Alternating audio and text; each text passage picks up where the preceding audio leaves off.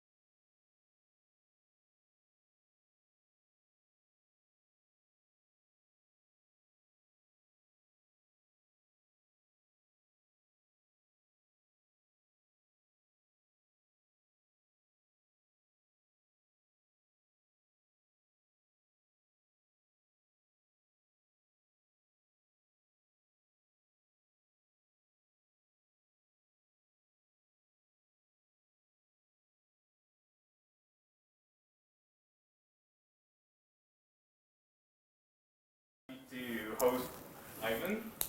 Yeah, so Ivan gonna tell more on himself, and we're gonna have some fun, and then gonna have like plenty of pizza in an hour. So stay tuned. Cool.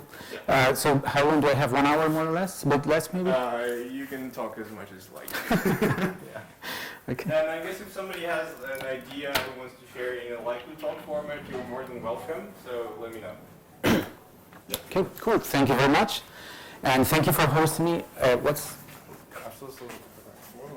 going on? The sound is kind of weird.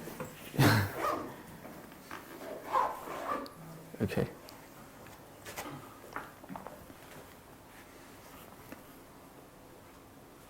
Can you try? It's a bit too loud. It's feeding back.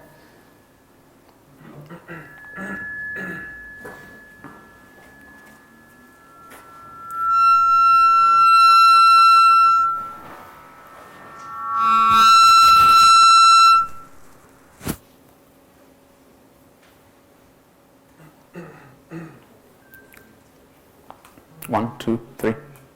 Seems better.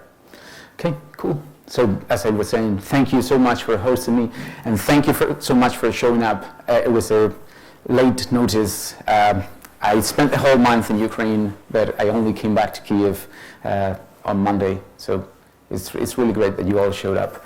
I work at Kira Studios. This is my company. We do game programming in Haskell. That's mainly what we do. And I'm also a PhD student at the University of Nottingham, and my supervisor is Henrik Nilsson, who created one of the main FRP implementations in Haskell. And I combine both the industrial aspect of it, allows me to run an experiment that is not just a simple thing for a paper, and the PhD allows me to research more deeply and not rush something out the door. What time is it? Okay. So I'm going to talk about, first of all, show of hands, how many of you know about reactive programming already a little bit? Someone over there, a few people here. Seriously, you've never heard of it? The Reactive Manifesto, reactive programming, this is new to you. Okay. FRP then? Probably not many people. Okay. So, you can plug it. It's fine.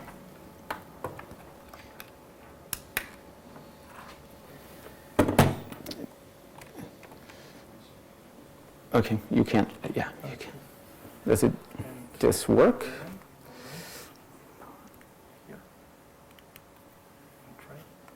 Yay. So I'm going to talk about three things. One of them is reactive programming in general. Then there's the FRP aspect of it. And then I'll talk about what we do at Kira Studios. I will show a few things of what we do at the University of Nottingham. But right now, this is my opinion. It doesn't represent my supervisor or the university at large. This is what I put here. It's just my opinion. It represents my company, and that's it. So let's talk about reactivity. The idea is that we want to write a program, and then we have values that depend on other values. And if you look at this have a pointer? Yeah. If you look at a sample code like this, you have an x that you assign a value 0, then you have a y that depends on the x. This, for instance, could be the age that you have left to live. This is your current age. And when you become 7, you would like this one to reflect the change. But of course it doesn't. This kind of code wouldn't do that. The idea is that you want when the x to be updated, when the x is updated, you want the y also to be updated. The easiest way to think about this is a spreadsheet model, in which you have a field that depends on, this field depends on B4 to something, and it updates the field automatically whenever anything changes. And this is extremely useful for user interfaces, and it's extremely useful for game programming. So, can I go down? No. So you can do, how many of you know Haskell or a very similar-ish language? 1, 2, okay, a few more hands. If you are confused about the code, please ask, please stop me and ask. The idea is that if we can define our own changing values. Of course, this kind of code, this is valid Haskell, but it won't behave the way we want it.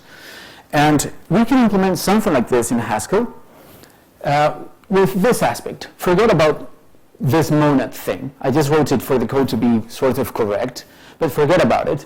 We can just create a way to create new values, define a way to create new values with an initial value. Oh, this should be an A. This is a typo. Allow us to change the value that we're storing there. Allow us to get the value that we're storing there, and then allow us to modify it, to create a new value depending on it. The idea would be new value sits here. We create an X with initial value 0.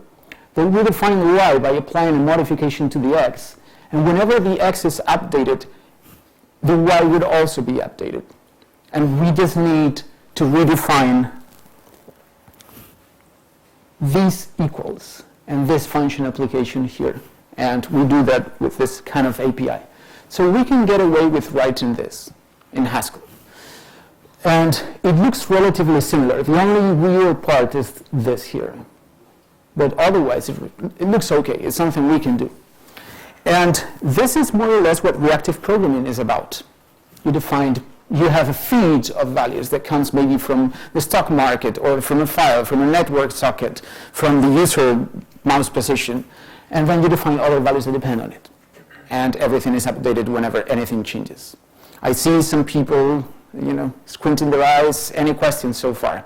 Anything that is not understood? Could you zoom in a little? Well, I'm not sure. This is... I guess if we're breaking anyway, let's just try something with the sound. Let's do something like...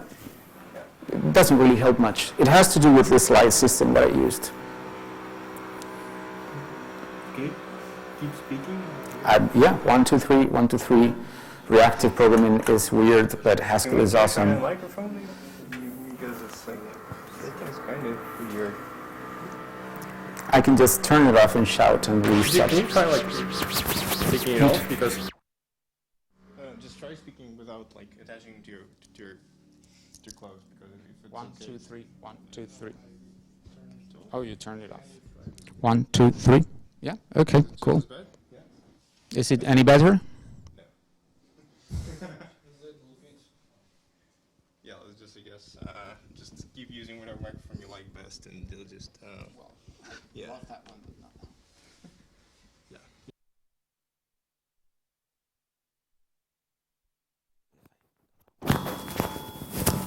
Is this no?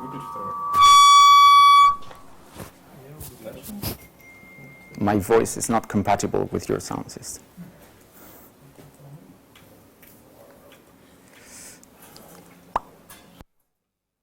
In fact, this only matters for the recording, so if we just give up on the recording, we can do this without. Yeah, I'm happy doing that. Stream status is bad anyway, so Yeah. So we can stop that and if you're just continue. comfortable with speaking just louder and not using the mic. Yeah, it's okay. absolutely. If I'm you just gonna drop the mic and yeah. okay, how do I turn this off?